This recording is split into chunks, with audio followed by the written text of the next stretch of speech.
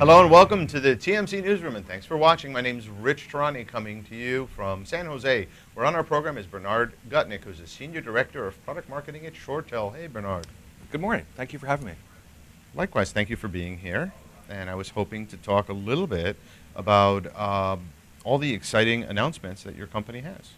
So next week we will be hosting our largest conference for our resellers in the La Costa Resort in Southern California.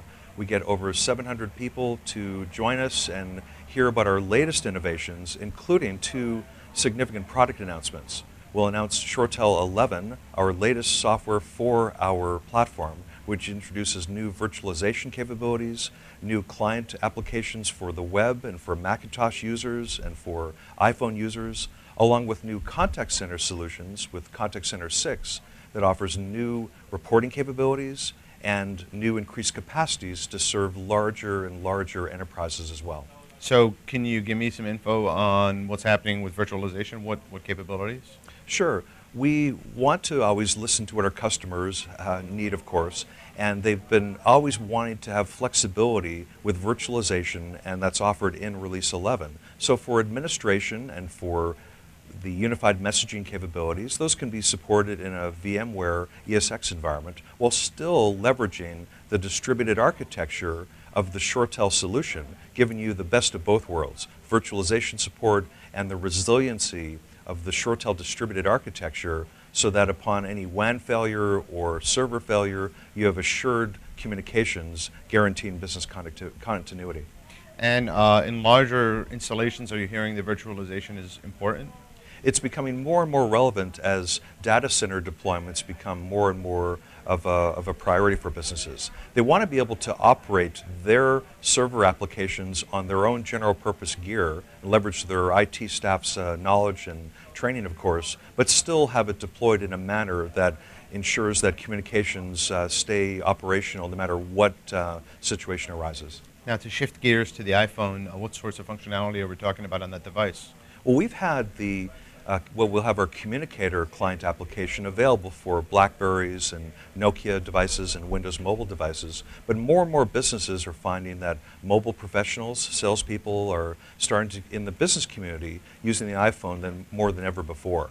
And so with the iPhone, similar to the BlackBerry and other clients, you can now use that as your primary communication device. You can place calls from the iPhone and have your caller ID from your business extension appear for the called party. You can access the corporate directories, your visual voicemail information, and other properties that really gives those power road warrior types the flexibility, whether they're in the office or using the soft phone on their PCs or whether they're using the iPhone, the flexibility to be reached by who they want to reach and wherever they happen to be. So what about presence and chat?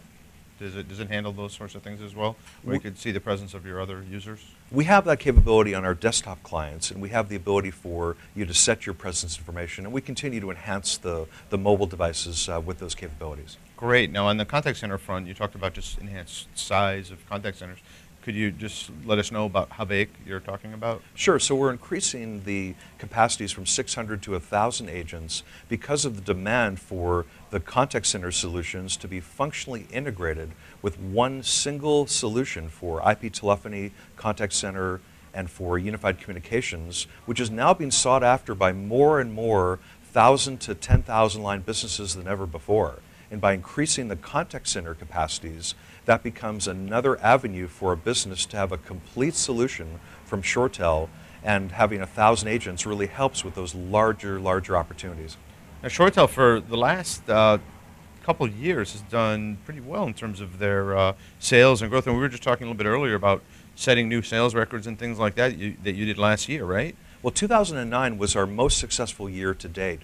We were brought into more deals than ever before because of the overall economy's forcing of businesses to look at the total cost of ownership for solutions. They no longer went for just simply the usual suspects of pick the big three players and go with what makes sense. Instead, if we were able to get to the table and be able to demonstrate the overall simplicity of the ShoreTel solutions, our consideration rate went up more than to 67% of those deals.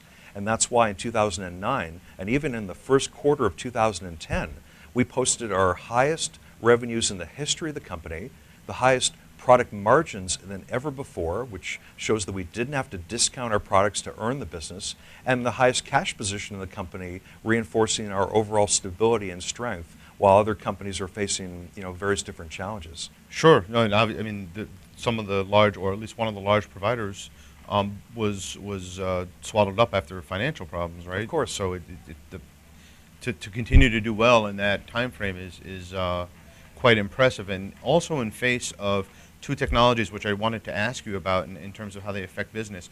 You've got open source and just the cloud/hosted market. How is it that you're still able to do well in face of competition from those two areas? In terms of the cloud computing initiative, what businesses really want is to be able to have the flexibility with their deployments.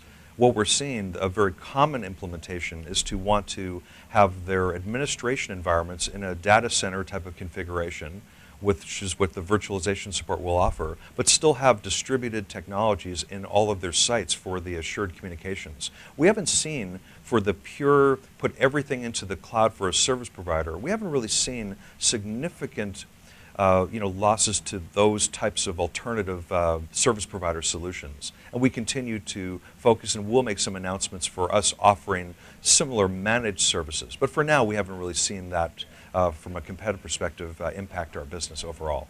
And then the other one was open source, right? So Right. you're talking. You mentioned that you didn't have to discount, so you've got this really low-cost challenger. How does that affect business?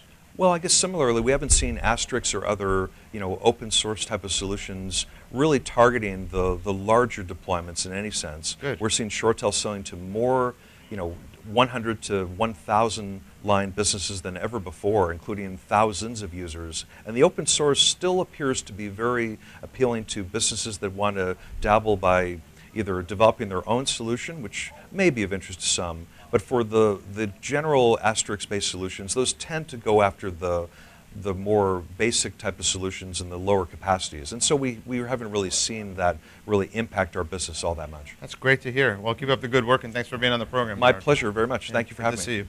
My pleasure.